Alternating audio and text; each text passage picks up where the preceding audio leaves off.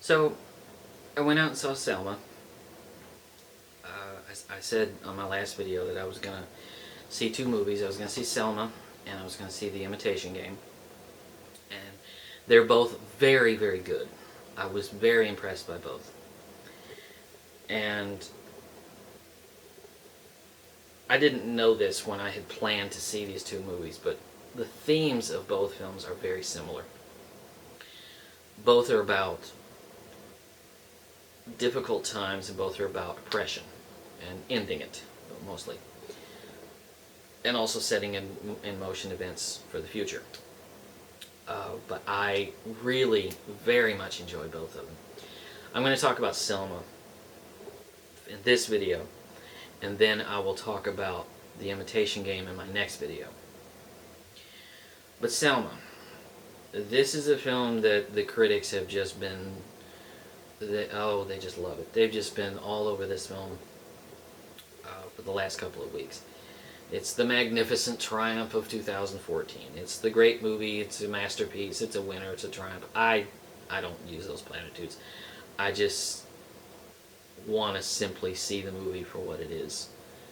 And I think it's a very, very well made, brilliantly directed movie. And I was surprised, this morning. The Oscar nominations came out this morning. I was very surprised this movie only got 2 nominations. One for Best Picture and one for Best Original Song.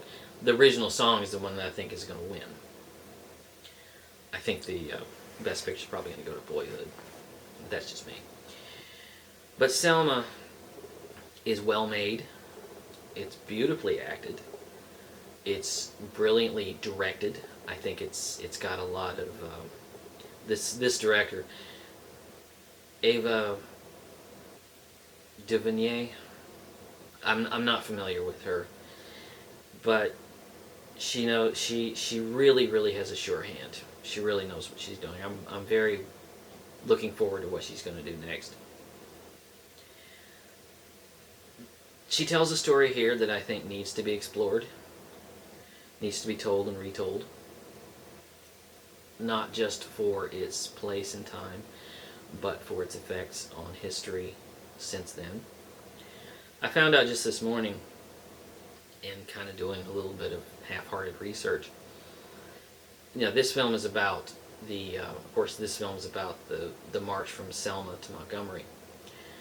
And I just found out this morning, this is the 50th anniversary of that. And so, I guess it couldn't be timelier. But what's interesting to me about this film is that it does what I think effective historical biographies do, is that instead of trying to deal with the entirety of the civil rights movement, the 20-25 years that it went on, instead of trying to compact it into one 2 or 3 hour narrative, it finds a microcosm. Or the director and the writer find a microcosm. They find the most important, compelling piece of it. And this is it for the civil rights movement. And it's interesting because this is the same approach that Lincoln took. And I love that film. That film was on my favorite film of the year a couple of years back. And it did the same thing. It really dealt with the same issue. The freedom of blacks through the political difficulties. And it also, this film deals with the backroom dealing that had to go on and the backroom struggle that had to go on in order to get things changed. So, the movie deals the center of the film is Martin Luther King, played by a British actor by the name of David Oyelowo. I had to practice that name. And he does a good job. He does a really, really good job. And the movie tries to find a way to deal with his struggle, his personal struggle, on several fronts. It tries to deal with his struggle, not just with the civil rights movement, but also with the warring factions within the movement itself. It makes very clear that there were disagreements and arguments between the Southern Christian Leadership Conference and the Student Nonviolent Coordinating Committee. That's very, very prominent in the film. And he's trying to keep them from going to war with themselves.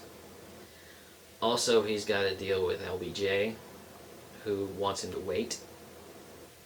He's got to deal with death threats, the strain on his marriage, and he's also got to deal with the fact that he's being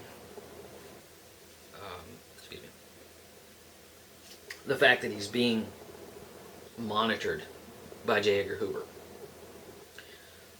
Occasionally throughout the film we see texts of transmissions back to the White House, within the White House, over what he's been doing, who he's talking to on the phone, where he's going, the communications he has. They try to blackmail him. They try to smear his name by suggesting that he was with other women, things like that. And how the man didn't have a heart attack, I don't know. But what's interesting is that he keeps himself together, and you can see on his face that it's wearing on him. All of this is wearing on him. It's a very good performance. One of the things that I love about this film is that it makes very, very clear, right from the beginning, what this particular March on Selma is all about. Excuse me. It's very much like the scene in Titanic, where we saw a computer simulation at the beginning that showed us what happened when the ship sank, so that we had an orientation at the end in which we understood what we understood at every moment what was happening. It does the same thing here with a piece of dialogue. There's a wonderful, brilliantly written scene where Dr. King goes to see LBJ in the White House, and he says to Dr. King, blacks, men, women, and children are being murdered in the state of Alabama. The crimes go unpunished because the culprits are arrested and go to trial and are tried by all white juries who free them. Because no one in Alabama at the time was going to convict a white man of killing a black man. And the reason, he says, that the reason that the juries are all white is because in order to get blacks on the jury, you have to be registered to vote. And of course we know, because we've seen it already in the film, that blacks are not allowed to vote by intimidation, by every single red tape, every single flimsy excuse, I should say, that you could possibly imagine. So the crimes that go unpunished will continue to go unpunished until the Voting Rights Act is passed. So at that point, we know exactly what is at stake. We understand when the rest of the film, when they have the march on the Edmund Pettus Bridge at the end of the film, we understand why this is so important. Why it's important for them to go from Selma to Montgomery. It's a great organization of narrative. I like that about it. it's a great organization, and it carries us from the beginning to the end so that we know what's at stake. Okay, my battery's about to run out, so I'll be back with part 2. We'll talk about the rest of the film and then some trailers. So I'll be right back.